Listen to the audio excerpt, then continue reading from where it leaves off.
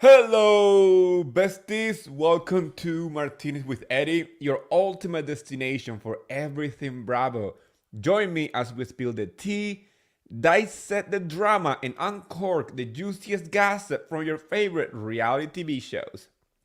Well, I'm wearing pink right now because it's been a week of Barbie for me. It first started with having on my show the Bravo living legend that is Sam from Summer House. She's the living Barbie. She is truly Bravo's Barbie. And then today I went to see Barbie the movie. I actually really loved it. The music is amazing, the acting is great, the production value is incredible. Obviously the message is it's great. I mean, I see people complaining online about feminism and stuff, but if I'm not wrong, I mean, correct me if I'm wrong, but and you can leave it in my comment section. But last time I checked, Barbie was a feminist icon. So for those who are saying that Barbie is bringing a message of like women empowerment over men, if you think that's new with this brand, with this toy, then you haven't been paying attention. It literally was created for women to be inspired to get careers in a time where it was pretty much a standard for women to stay home and just be stay-at-home moms. So I don't understand the controversy, but if you go to the movie with an open heart and open mind, you will definitely enjoy it. I laughed, I cried. Uh, I want to see Barbie Land with my own eyes, or whatever it calls Barbie Land, right? Um, it's truly a great family movie. I mean, just make sure that you take your kids and try to explain to them because a lot of the jokes and metaphors are mainly for adults. Even though the movie is colorful and whatever, I mean, only adults will get the joke. And talking about joke, there is so much to talk about when it comes to Bravo and Madness. First up, we have Orange County. We got a new episode, and craziness was just an understatement. It was insane. We're gonna get into that. Then we have BravoCon tickets going on sale and literally gone in seconds. I'm gonna tell you my story on how I got mine. Uh, but it was a traumatizing experience. I think I haven't had this anxiety level about getting tickets for anything in my life. And I went to BravoCon last year, so I was expecting the same level of like, okay, I'm gonna take my time, or not my time, but I'm not gonna be frustrated if I mess or my number, my credit card or something. It was insane. I'm gonna get into that. And then we also have news from Vanderpump Rules. The team was in Tahoe, in Lake Tahoe, and um, first we saw a picture of this little doodle with the group, and the speculation is starting to happen. Like, oh, is that Graham? Graham is Rachel's and James' dog, right? The one that Rachel kept when they separated, right? When they broke up, and she didn't even want him to see him, even though you can tell from the beginning that the one who truly had a connection with that dog was James. Rachel kept him. So we saw this little dog in Tahoe, speculation starting to happen, and then the news broke out. It's like Puppygate 2.0. So be ready for that one. I'm gonna give you my take. I'm a dog owner. I have three dogs, three huskies. They are my life, my entire existence, and my happiness. So I'm gonna give you my take on. And this is not just because I do not like Rachel. My take might come off as harsh and maybe a little biased because of previous comment, but my take is coming from the perspective of me being a dog dad, me being a person who loves dogs more than people, perhaps, because the only consistency in my life has been the love of my pets than more than anything. But before we get into all this stuff, let's get into Orange County because this episode started with Jen and Gina having a conversation, which I like because you can tell that at least Gina's trying to work things out with Jen after having a huge confrontation and issue with her during the trip in Montana. So on this episode, start with Jen at her yoga gym, at her yoga studio, and Gina said like the only person that she works out with is at Jen's with Jen because she enjoys doing yoga. But the most important part is when Jen is talking to Gina about the whole Tamra oversharing or saying too much about her relationship with Ryan. But Gina said something. I want to read it verbatim because I think it's great. This is on point. Gina said, "Jen has weird expectations. Tamra showed up already. She fucking dragged your shit all over town." Those were Gina's words in her confessional, and I'm gonna tell you why. I agree with her in this. When somebody show you who they are, believe them the first time. And Tenra has been saying that Jen is her friend, that she's gonna be there for her, whatever. But then she goes behind her back and starts telling everybody her business and maybe adding extra sauce to the gossip. She told everybody about allegedly, Jen's man saying that when he saw Tamra, he at the gym, he said like, "Oh, I wanna fuck her," knowing that she was with Eddie.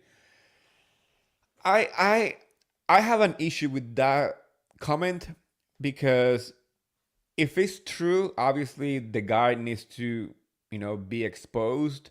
The problem here is the source. Tamra has had a history of making stuff up for storylines, for having some kind of like issue with somebody or having some relevancy on the show. So it's not surprising that maybe, just maybe, she is adding a lot of her own takes on this just to be relevant. Um, it's sad though, because if this friendship with Jen is real, it has years and years of friendship, why did Tamra not approach Jen and told her about the situation? And please try to make sense of the fact that she waited until cameras were rolling to start saying this stuff, right? A real friend will not just go and bring you to a show and then reveal quote unquote your secrets. And it seems like the conversation has been going on for a while because all the ladies seems to know what's happening, and all the arrows are pointing at Tenra as the source. It's given Rena in Beverly Hills. That's what it's given. Uh, I don't know how any other person will trust Tamra beside maybe Vicky. And even Vicky has had her issues in the past with Tamra, but it seems like the only person who truly have a friendship with her is Vicky. And Shannon now. But once again, when the show started this season, it seems like Tamra and Shannon were in a really awkward place because it was Tamra, the one that he was going on every podcast and social media and bloggers saying that the Shannon was an alcoholic, saying that her and Shannon haven't spoken for a while, and it's all because of Shannon.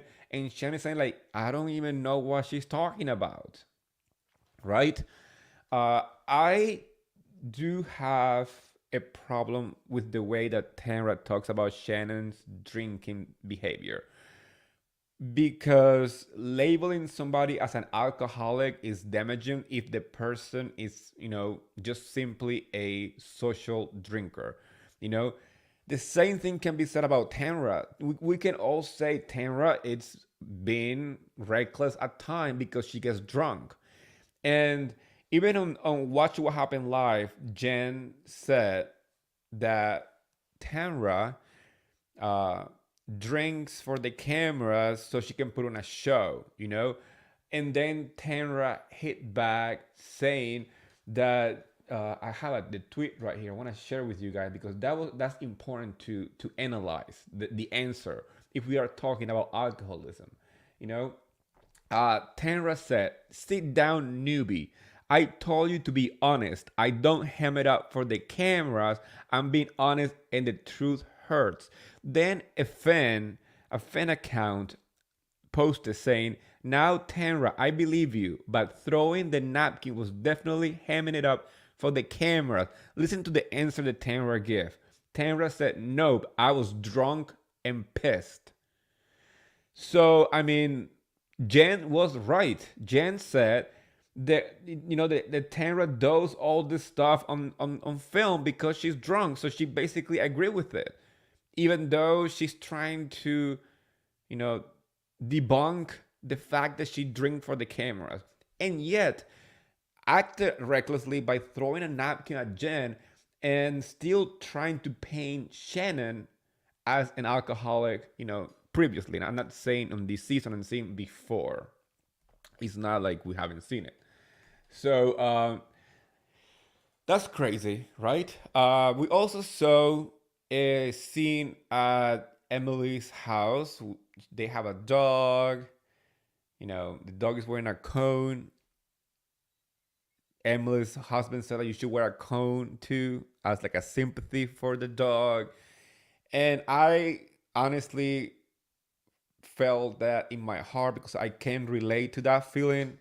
Funny enough, every time that my dogs had a little surgery or they got fixed and they had a cone on or whatever, I always made that joke too. I used to literally put the cone around when my dogs were like small, right? And they got fixed.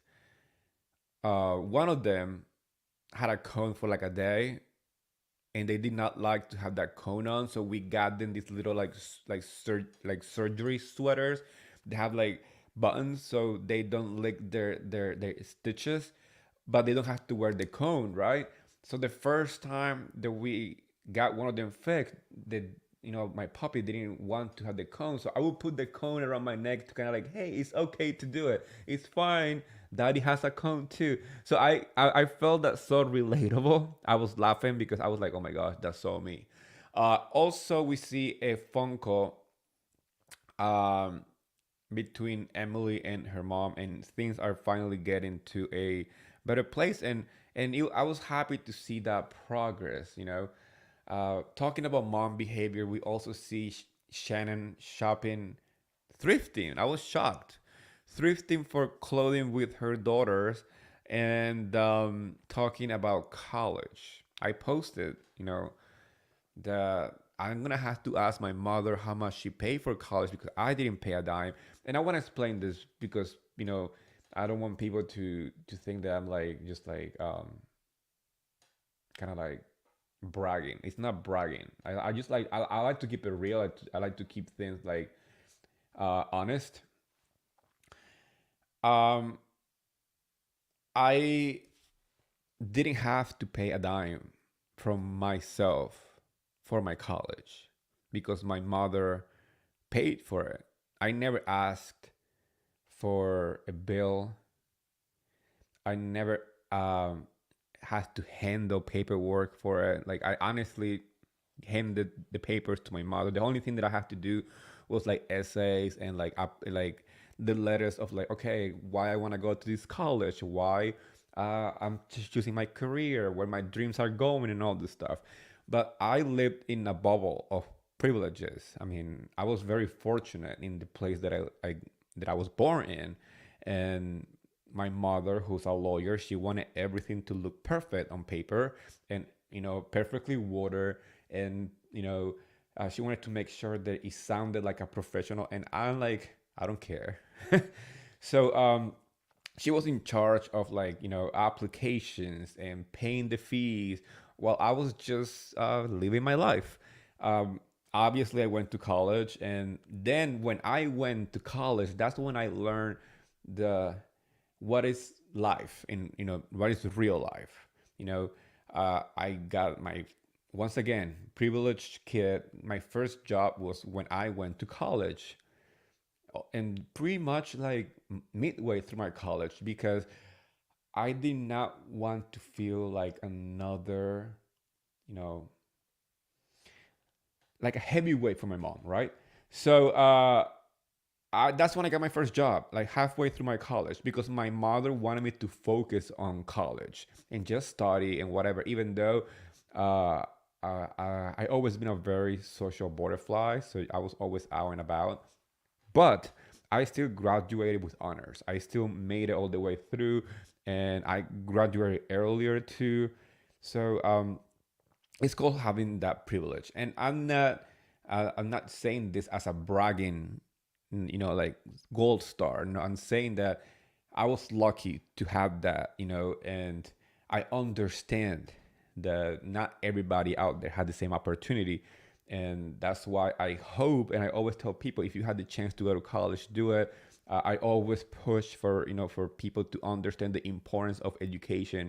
And I mean, part of that education got me here, because I went to college for film and production, right?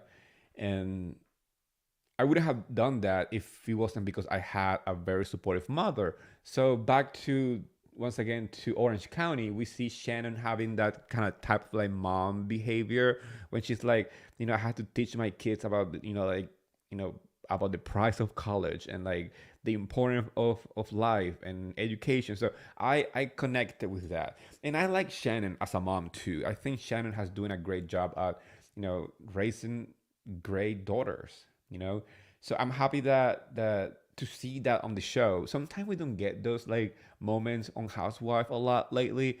It tends to be a little heavier. So when I see like Shannon sharing her, her motherhood, and Heather, that's another point that I love about Heather.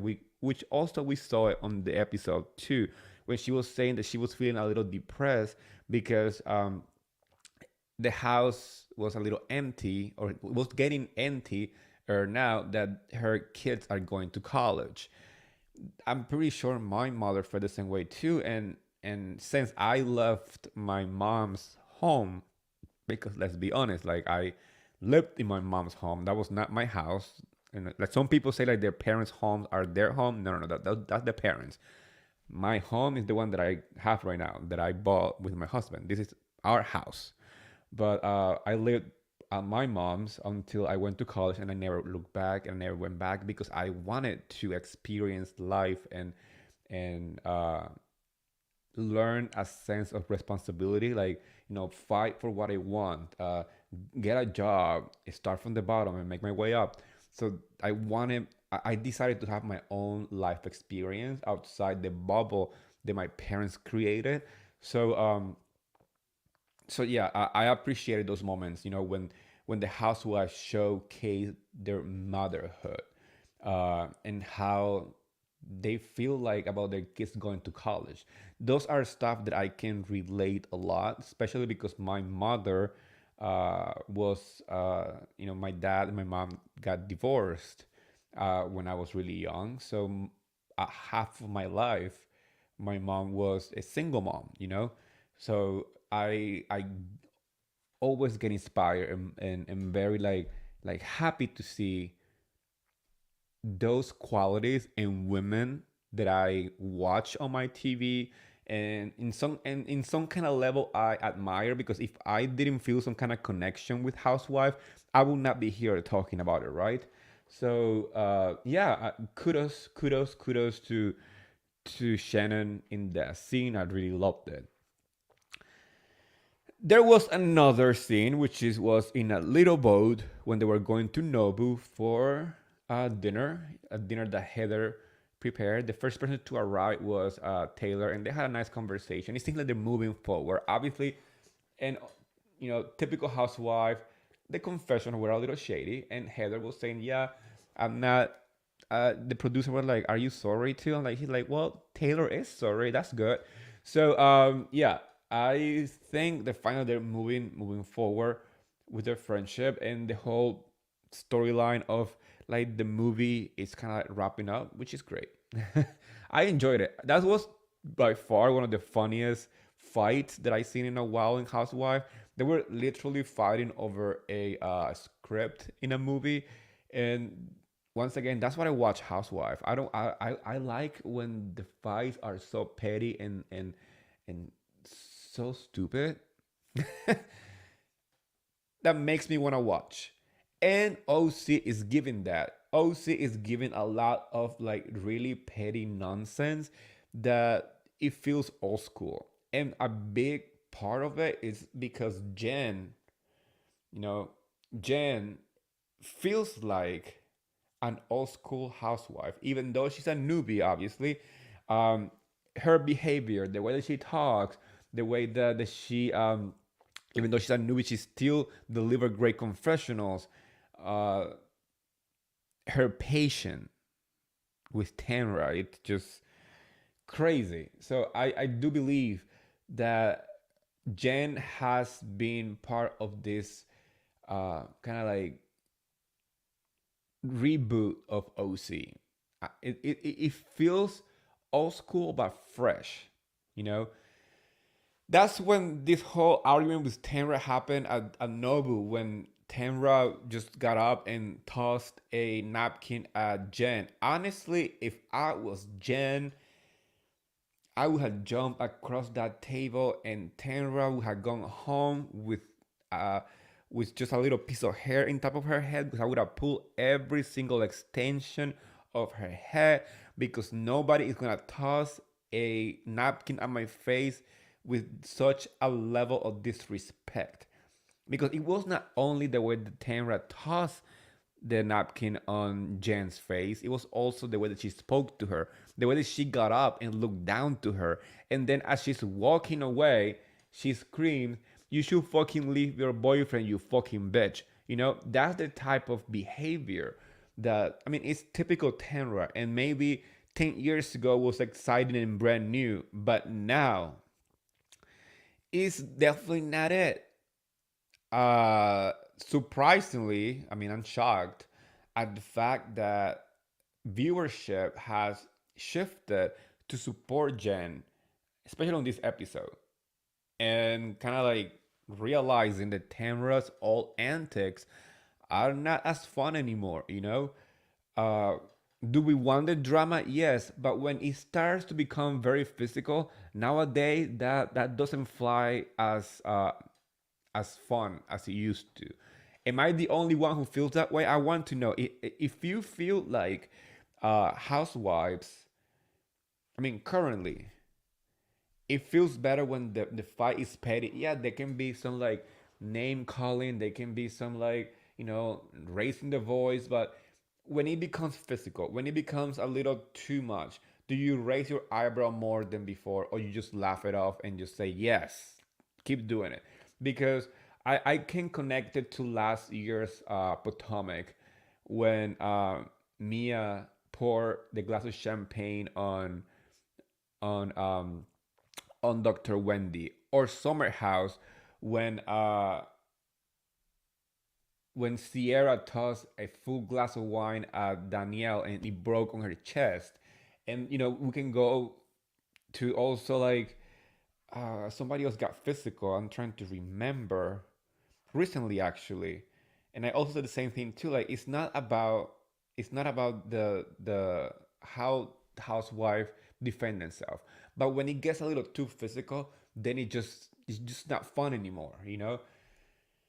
So what I'm saying is Jen handled this situation with grace. If you ask me, she stayed there. She kept her composure. She didn't even want to talk badly about Jen when all the women are saying Tamra is trash talking Ryan, your man, and you still are not saying anything bad about her. You're not sharing anything. So, from my perspective, Jen is a better friend to Tamra than Tamra will ever be to Jen. Uh, it's. I mean, it's really funny that even Shannon was on Jen's side. Even, I mean, I'm talking about the confessional. She said that she can imagine, people trash talking her relationship, she can imagine going through what Jen is going, because it will be something that might crush her. And it's sad to listen to that with that tone, because as we know, her relationship crumbles towards the end of this season, you know? And then we see a very interesting part of this episode. You know, if you have been paying attention, I said it last week. I said it on the last recap. I said that Heather's takedown is feeling a lot like LVP, where suddenly everybody has an issue with her. I didn't see this coming, because on that table, Emily pretty much forced her to apologize about stuff that she shouldn't be, and she's making her feel like she's doing something wrong. And then comes Gina, and Gina start to once again gaslight Heather into feeling like her friendship is not authentic, you know? When we all know that Gina was the one who didn't want to hang out with Heather while they were not filming or in between filming, you know? The first episode, I think it was, the first episode, we see Heather talking about how she reached out to Gina, how Gina had an event and she wasn't invited, and Gina kind of make an excuse saying like, oh, Heather will not be down to come to a little bar or whatever. I'm like, no, a true friend would just simply invite the other friend, and the friend will make the decision, the choice to show up or not, you know. So now in this episode, Gina starts to say, "Oh, you're not my real friend. Uh, you ignore me." And Heather's like, "Yeah, but that's not true." And then Gina goes ahead and add the fact that Heather told her not to tell her boyfriend about her struggle with trust that comes from her ex cheating on her, right? So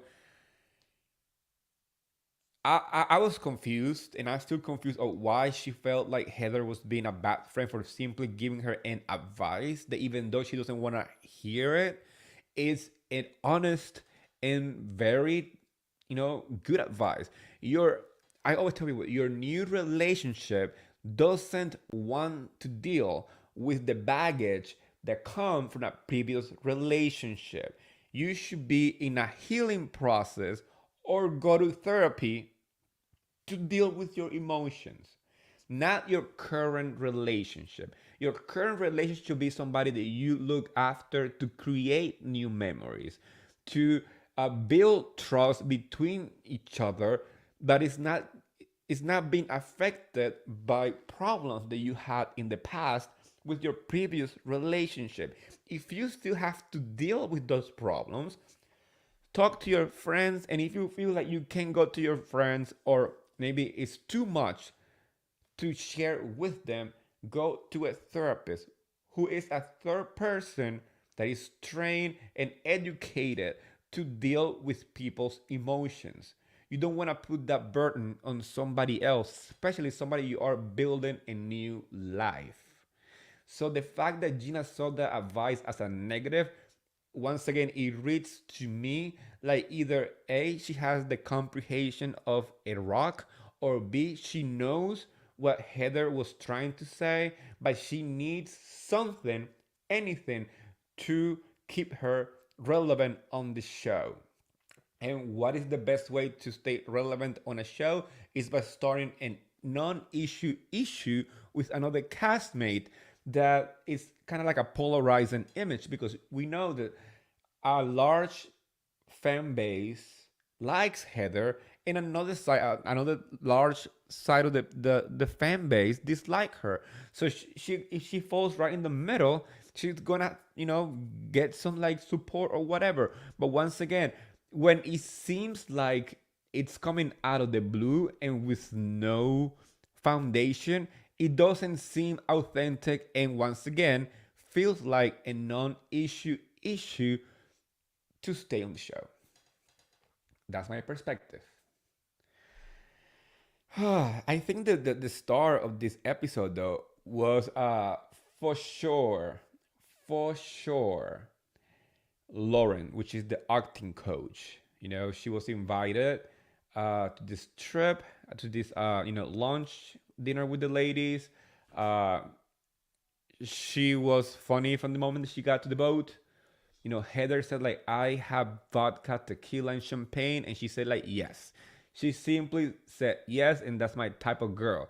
And then when the whole fight between Tamra and Jen was happening, her facial expressions were so quintessential housewife that I was so invested because I was living through her. So I'm saying, bro, give her an orange or at least a friend though for next season because she is delivering. Let's go to another crazy town, which is BravoCon tickets madness. And I want to talk about this because I think it's important to share my experience with buying these tickets. Um, so people don't feel like, oh, because he's a content creator, he has some special treatment on some connection or has some free tickets sent by Bravo. No, none of the above. I was sitting in front of my computer at 11:50 yesterday, Thursday 20th, because I was aware of the pre-sale. If you went to BravoCon last year like myself, you also knew about pre-sale day. You know that Bravo is going to have a pre-sale the day before. Just be ready. Sign up for whatever. I had the Bravo Insider email and I had the Bravo Instagram channel code. I have both at noon on the dot. So I was in front of my computer at 11:50. I had the website open, right, with the little bar where you input the code, just ready to be inputted. Yeah, because believe it or not, the website was live, but there was no code. So I thought, okay, I'm gonna go on the website. I'm gonna click on VIP, and I'm just gonna wait for the com to arrive so I can type it in quick and get my ticket. I thought it was going to be smooth because I had everything planned out, right? 12 o'clock noon comes around, and I grab my ticket. I input the password. I got to the paying section, right? And I'm like shaking because I'm like, oh my gosh, it's happening. I input my credit card information. I agreed to everything, and I click on the thing, and it kept declining my card. That you have that timer, right? So the time is running, and I have like three cards, but I was like, I want to use this card because I opened this new card for a reason. It has zero APR. It has points and all the stuff that I wanted to. That my mind was like, I need to use this credit card, and it's brand new and it's working. So this website is acting out. So I input it once again, and I was like, oh no, okay, let me try a different car. But then I noticed that you have to input the expiration date of the car. I'm used to putting just the two digits of the month and the two digits of the year. No, you have to put the four digits of the year, like 20 whatever year. For example, 2028. That's an example. Instead of putting 28, you have to put 2028. And I realized that mistake 5 seconds before the card was going to expire. By the time that I input the right stuff, it was too late. But then I was like, okay, I know what to do. I'm going to go back and get it. It was 12:05, I think, or 12, yeah, 12:05. At that point, every single VIP was on people's card. And I started to shake. My body went into panic. And the first thing that I did was like, okay, let me get a general admission one. Luckily, I got one general admission one, but my heart was sinking and I was crying. I mean, I wasn't physically crying, but I'm saying like I was like so stressed out. I went back to VIP and I kept, refreshing. Like three friends weren't on the same boat, and they got the tickets before I did. Like they got the VIP tickets by refreshing for like half an hour. And I was looking at my phone. I was like, oh my gosh, I'm the only one of my friends who hasn't gotten a VIP ticket. I'm gonna have a different experience. I mean, even though in my heart I was like, okay, I'm going to enjoy general admission. I don't care. but I want the VIP. As a Bravo content creator and as a Bravo holic of many years, there is a sense of like I deserve this, even though it seems crazy for people who don't watch Bravo. But if you watch Bravo, you understand that feeling, right? So I continued trying. I called a friend of mine, and I said like she runs Bravo Besties by Bravo, Caitlin, and I like Caitlin. I have had no luck for my with my VIP ticket. I'm here for 45 minutes and nothing. It kept showing like once in a while like add the ticket, but every time that I click on it, it will just say like, oh, all tickets are sold out, all tickets are in cart, all tickets are not available, and I was like, oh my gosh, it's not gonna happen. And she said like, hey, you can try tomorrow for the general sale. And I'm like, no, no, no, no. And then she said to me, you know what I did? I was going through the same process, but I asked my mom to try on her iPad, and she got in, and I got the ticket right there, right, just right there. And I was like, you know what? I have nobody to ask. And then I'm like, wait a minute, I do have somebody to ask. I called my husband, right? He was in the next room, and I said like, husband, come here, grab my iPad, and I'm gonna be sitting in this computer. You're gonna sit right there in front of me with the iPad, and you're gonna go and do the same thing too. The both of us were refreshing and refreshing and refreshing. I actually got in, but within 2 seconds, boom, the ticket was gone. So at that point, my heart was like, okay, I'm not gonna get it. I was about to give up when my husband on the iPad. It was like 1:25 p.m. An hour and 25 minutes after the tickets went on sale for the pre-sale, right? He said to me, I'm in the I'm in the payment area. Hurry up." So luckily I had my credit card saved in the account. I just put the credit card, and I mean I just input the credit card code, the one in the back of the car, and I click purchase. Without thinking, I click yes to whatever was, and it went. My heart was racing because I saw the loading little sign, and then boom, thank you for your purchase. I let out the biggest scream I ever let out in my life. I think I woke up the whole entire town because for an hour and 25 minutes I was sitting here trying to purchase these goddamn tickets. Even though I already had a general admission, because I was thinking if I don't get the VIP tickets today, at least I can go still. Um, Luckily, I did get it an hour and 25 minutes later of being consistent on like refreshing, refreshing, refreshing. Then 5 minutes later, I'm not lying to you, I get a message from Bravo saying all VIP tickets for pre-sale are sold out. There's a few left on general admission. So I got lucky. Like, honestly, crazy lucky. So obviously, I was curious on how today was gonna go. And I mean, I was not shocked that within a minute of today sale going live, everything was sold out.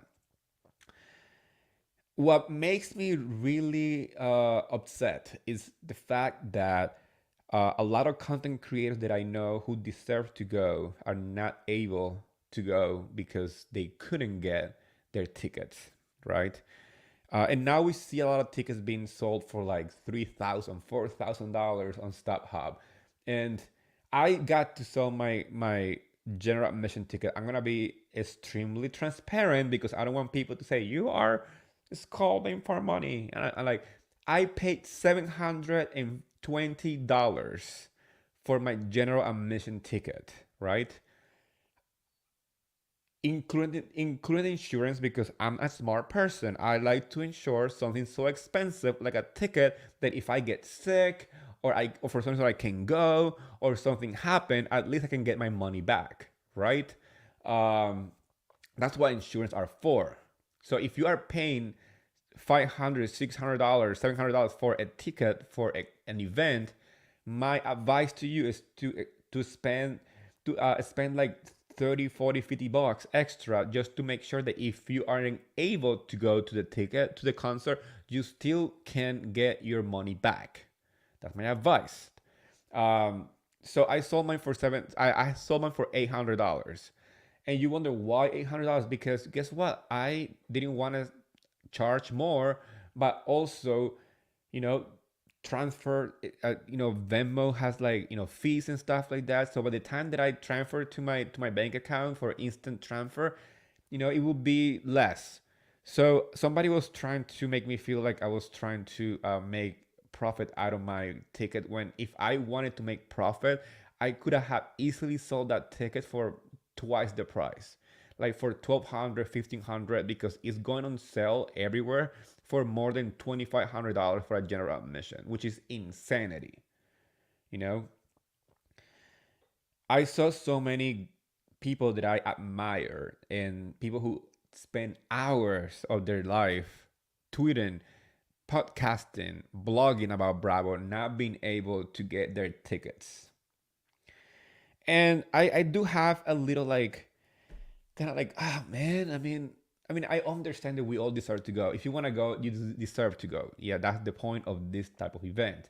But I do believe the Bravo should have like a list of Bravo content creators that they trust or they interact with or they know that they spend time and effort to create great content, right, for them without asking for money, because none of us make money out of this.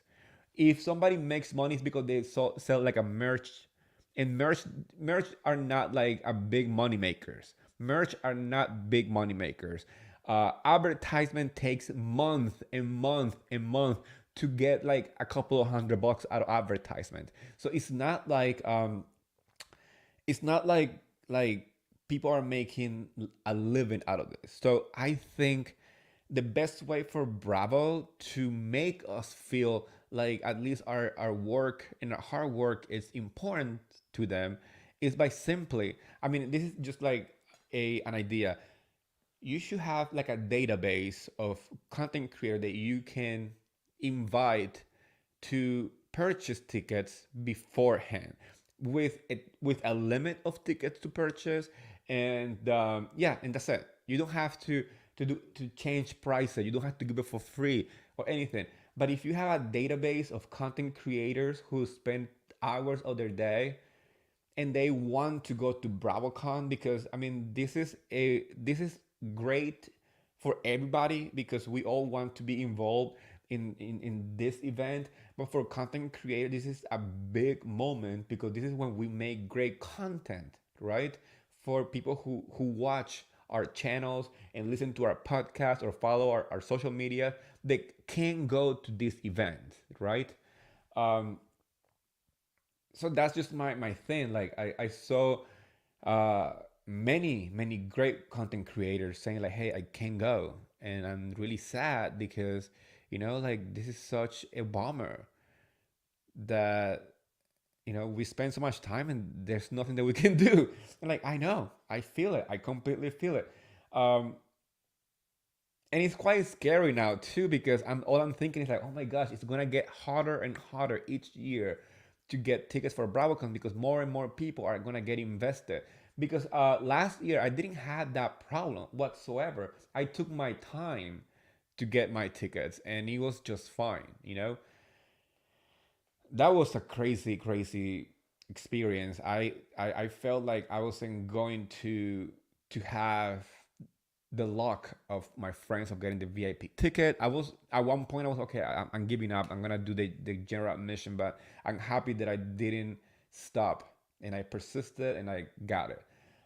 At the same time, I know there's a lot of people out there who wanted to go that already paid for hotels and flights, and they didn't even get a ticket. My advice to people right now is this: I know it sucks, and you probably don't want to spend hundreds and hundreds on in thousands of dollars on 3-day passes on on these websites that are selling it for like $4,000-$5,000. Everybody knows this because everybody's posting it. The links to these websites. Do not buy that.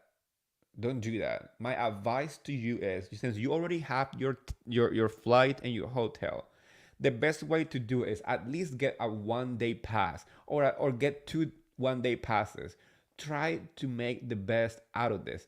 Do not give up just because you couldn't get the VIP ticket or the general admission 3 day passes. At least if you want to go out to Vegas, make it a trip. Don't just like cancel your trip because you can go to BravoCon for the 3 days, or you can go to the VIP lounge. Don't do that, because a big part of BravoCon doesn't even happen inside the convention center. I'm telling you this because I went to BravoCon last year, right? And my biggest memory of BravoCon, it wasn't even a BravoCon itself. Was outside at the after parties. And this is Vegas. This is Vegas.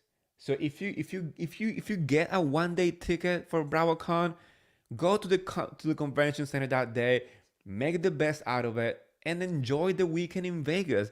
I'm 100% sure that there's going to be Bravo Labs everywhere, partying at the clubs, at restaurants, at the hotel lobbies.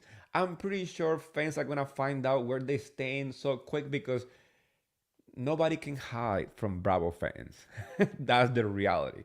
So my advice to you, if you couldn't get your ticket to BravoCon for the VIP or the general admission, and you still purchased your flights to Vegas, and you reserve your hotel, make it a trip, because maybe, just maybe, you will have more fun that way.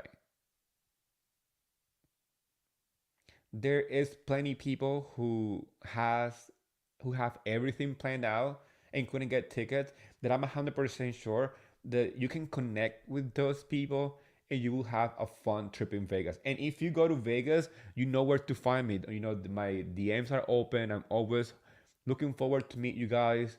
I'm always looking forward to say hello to people who listen to me, who like me, who don't like me. I don't care. But don't get disappointed, because you can still make the best out of this situation. And yes, you probably think like, oh, you have your tickets, what are you talking about? I'm like, yes, but at the same time, I even if I didn't get my tickets for the 3 days, I would have gone for a 1 day trip, a 1 day convention center stuff, because I know, as somebody who experienced BravoCon last year, I could have still made my way into enjoy the weekend in Vegas. We all deserve a weekend in Vegas once in a while. So that's my advice to you. And I hope to see you all in Vegas. I'm going to arrive early. I am going to arrive really early. So on Wednesday, to be more, you know,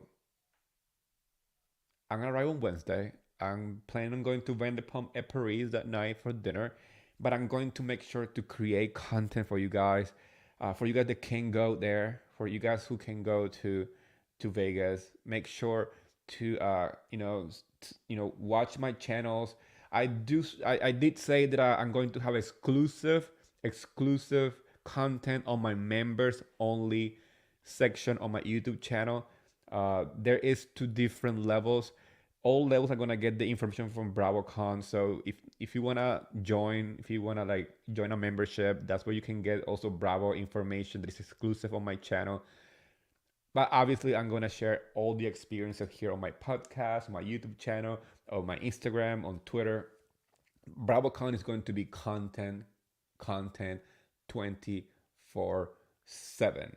From the moment that I leave for Vegas to the moment that I arrive to Vegas, from dinners with people, because who knows? It's going to be a wild weekend, but I want to make sure that you guys get all the tea before me, before anybody else. Whew. Talking, let's change the topic, because BravoCon is, I'm pretty sure a lot of people are traumatized by this BravoCon tickets sales experience, including myself. We're gonna talk about another not so great news, but that ended with great news. Over the weekend, the Vanderpump Rules gang went to Lake Tahoe to film for season 11. Pretty much everybody was there. Uh, Pretty much everybody who was there. Uh, we didn't see Ariana and we didn't see Katie. Uh, Tom Sandoval was there. People were a little upset because it seemed like the the group is hanging out too much with Tom Sandoval, but a lot of people from the cast has come out and said that they just doing their job. That doesn't mean that they're friends outside the job. And there was even a photo of Sheena and with Tom Sandoval next to her and the whole entire cast because a fan asked them to post. And seems that people did not like that. They felt like they were too body with Tom Sandoval, but it seems like it's just for the job. Besides filming, they were posting a lot outside of filming. Like they were posting where they went to the lake and when they were like eating and whatever. Tom Sandoval was not around in those moments. He was around only when they were filming. And we need to remember that they were filming for Lisa Vanderpump's new restaurant in Lake Tahoe.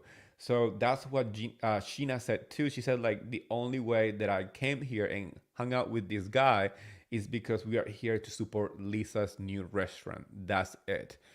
And that's understandable. But people noticed, you know, people noticed that there was a tiny little brown doodle hanging out with the gang.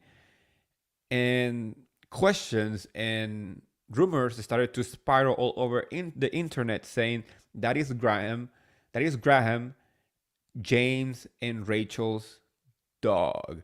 The one that Rachel kept after they broke up, even though from the beginning we all knew that James was the one who truly loved and cared for that dog. Um, Obviously, as soon as the rumor starts to spiral all over the internet and people realize that, hey, this is Graham, a TMZ breaking news, you know, happened at that moment. In the TMZ report, it says that the dog was dropped off at a shelter by Rachel's parents. And that's when I got triggered by this. And I know now there is a um, Rachel's mom put out her own statement, and she said that the dog was like biting her and like bit her finger and all this stuff. And I do have an issue with this whole situation and the way that it was handled. It's giving Puppygate 2.0 from Beverly Hills with Dorit. That's what it's given. First of all, you do not drop off dogs like it's some kind of disposable thing at a shelter when the dog is being in a home since it's a puppy. You know, the change of environment can be damaging for the dog. If the dog has a history of biting, you do not take it to a shelter as the resource, like the resort that you have, because it means that it might get euthanized. Because it's hard to rehome a dog that has a biting history if the dog is not trained to stop doing so, right? My problem here, even though, let's say that the story that Rachel's mom is telling is true, right? That the reason why they dropped him off at a shelter was because the dog bit her. But where was the phone call to James in that moment? Because James was the one who wanted to see Graham even when they were, not together. But this is coming from somebody who went through something similar. I was in a relationship before, and this person gave me a dog for my birthday, right? Um, but when we went separate ways, this person used the fact that because he adopted the dog and the paperwork was under his name, I couldn't take the dog, even though the dog was a gift for my birthday. That destroyed me because I loved that dog so much.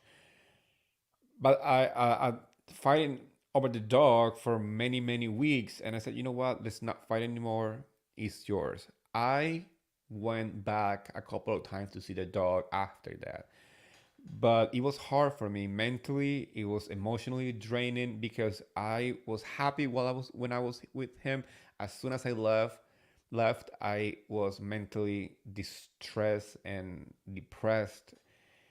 So my friends were like, "You shouldn't be hanging out with, the dog because it's you still fresh of a breakup because you have to see your ex every time you go to pick him up. You're not gonna be able to move on if you see your ex all the time." So we stopped the whole like me going to visit the dog and taking him out for walks and stuff. With this is what I think happened. I think Rachel told James, please do not contact me about the dog. You gotta move on with your life. And it's sad, but it's true. I mean, a dog is like a kid. I mean, it's hard to part ways with somebody that you truly love like that. And it's upsetting to me that Rachel and her family decided to take the dog to a shelter. And luckily, Vanderpump Dogs was informed about this. That's how James got Graham back and how he got to adopt him finally 100%. And Graham is back to where he should have been the first time, in first place. I don't know if you guys remember last season when Rachel was talking to James about Graham, and she said like he got like an injury because he got caught by like a fence or something or digging or whatever, and James was trying to explain to her, okay, I want to see the dog and all this stuff, and you can tell that obviously she doesn't want him involved whatsoever in the life of Graham. So for people saying, "Oh, why is not James calling Rachel? Why James is not the one reaching out?" I'm like, yeah, because he probably was told not to. If the dog is with Rachel's mom and Rachel's parents don't want anything to do with James, he's not gonna just randomly be calling them to ask for Graham. I mean, he probably assumed that the dog was being taken care of because she decided to take the dog with her. So a lot of people are saying, "Oh, people are blaming uh, Rachel for this," but where was James in all of this? I mean, James was working, and James probably did not know that this was happening. I'm just happy that you know at the end of it all, Vanderpump's dog got a notification that the dog was in a shelter. They went and picked him up and brought it back and gave it back to James. James had said that the Graham now is in training, and that would have been that should have been everything from the beginning. If Rachel's parents and Rachel couldn't handle Graham, the first person to call before send the dog to a shelter was James. That should have been the first phone call. It doesn't matter what issue they have. They know that James and Graham had a connection. They know that James loved Graham a lot. It felt like it was out of spite that they didn't call him. It felt like they, in the process of just getting rid of Graham, they also knew that if James got a hold of this information, he will be hurt in the process too. Um, so as a dog owner, I was disgusted when the news broke out. I was mad because I I have three huskies. I have three huskies, and they are my entire life. When I said my life is everything, I used to, and I'm not exaggerating. I owned a business until the pandemic happened. It was a pet care business. I closed it down because obviously it couldn't survive the pandemic. But it was a pet sitting, pet care. It was, dog, kind of like leashes and treats, and also a pet sitting home for dogs and stuff like that I owned. It was named after my dogs. It was called the Royal Wolfpack, and the logo was my huskies with a crown. I have some merch left somewhere in the house. I would show you next time that I come on the pod so you guys can see what I'm talking about. Um, on my will said that if anything happened to me while having my dogs, everything goes to my dogs. Then my dogs will go to my family's home, and they will be taken care of with my company's money. Because I have no kids, I'm planning on having no kids, and honestly, I love my dogs more than anything. And I don't want to sound like I'm crazy, but I love my dogs more than even my parents, because my dog has shown me love unconditionally in a way that nobody has. My dog Thor is my emotional support dog. I mean, he knows me more than anybody. It's crazy how he knows when I'm under stress, when I'm depressed, when I'm anxious. Uh, the love that he gives me every time that I come into the home, every time that I arrive with any bag, he just so excited. So it doesn't compute in my head how somebody can just grab a dog, put it in a car, and drop him off without saying anything at a random place that the dog doesn't know. There's mental stress that the dog goes through when it's like alone. Because the shelter can be a spa. The shelter could be the most beautiful home ever, with like sparkly cages and organic food. The dog doesn't understand that. The dog only knows that the people that he loved the most left them behind. That's all they know. They don't care how clean or dirty a cage is at a shelter. All they know is like the person that they were attached to and bonded to did not care for them. That's all they know. So when I heard that, I mean, I dislike Rachel, but this made me feel even more angry at her, because you were expecting somebody to learn from past mistakes, and especially about public opinions and public perception, because she might not be a bad person, but now I question her in her character, because not only she pretend to be friend with Ariana and slept with her ex partner, now she also didn't care for Graham, and just like, okay, let's take it to the shelter, and bye, goodbye, bye Graham, see you next time, kind of thing. Instead of doing the right thing, she knew that if she called James saying like, hey, I can't keep Graham anymore because it's too much for my parents. He beat my mom. I can't handle it. Take him. That should have been the first reaction. That should have been the human reaction to the situation. But life has a amazing way to do things. Like now, James has Graham and Rachel has nobody. Because for my understanding, nobody's talking to her. Nobody, not even Tom Sandoval, you know? And at this pace, she might not even come back to the show. The season is like three, almost a month in. They went to Lake Tahoe. She was supposed to be there, but she wasn't there. And also at this point, there's no reason for her to come back. What is she gonna show up mid-season to do what? And if I did not want her back because of her mental health, then I hope her doctor recommend her not to come back, because now add add to that layer the fact that even people who liked her before might not like her anymore, on I mean viewers, because a lot of viewers are dog people. And I seen the reaction of people saying like, oh, I was really sad for Rachel before because of the bullying and whatever from the cast, but what she did with Graham is like, no, a big no-no for me.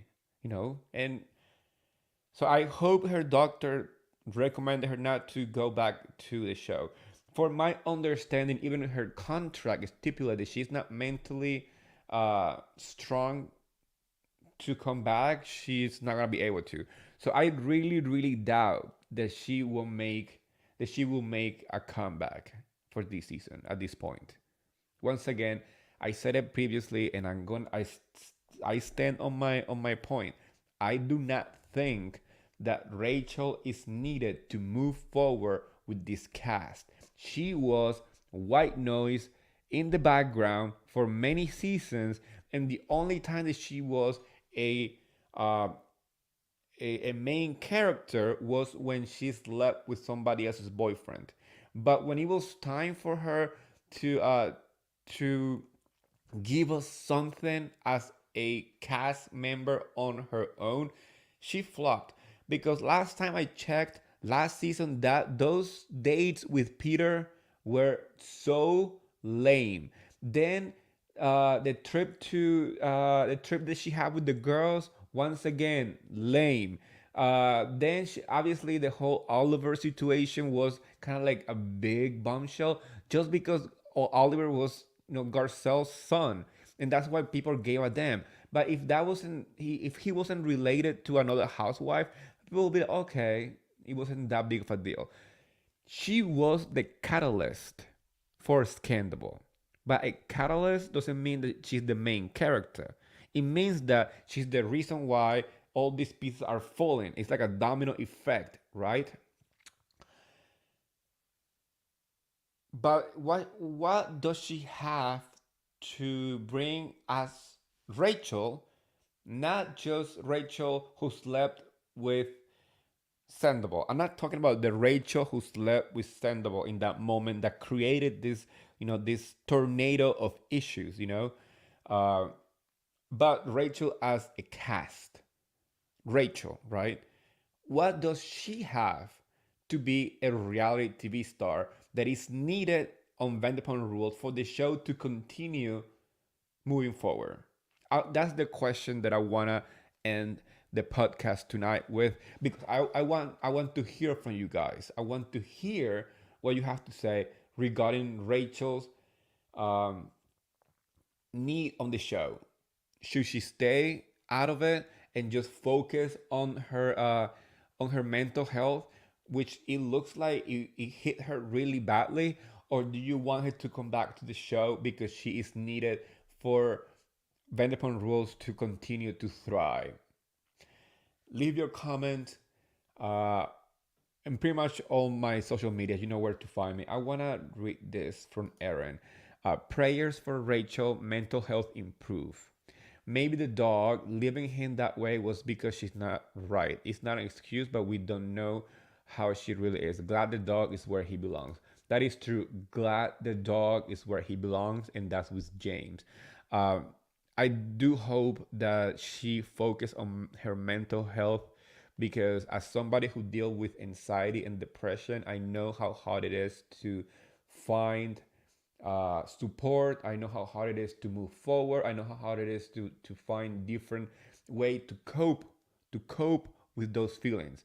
So when it comes to mental health, I do appreciate and respect people who are looking for help, you know. So from my opinion and experience with mental health, I would prefer Rachel to not join the cast. And beside that point, beside mental health, I still believe that Rachel is not needed for the show to move forward. I'm gonna share this one too. Jamie Benzin says, "I hope she gets better too, and I'm glad Graham is okay. I am a dog lover. We have two dogs, and they are like your children. It is true. Our dogs are all children."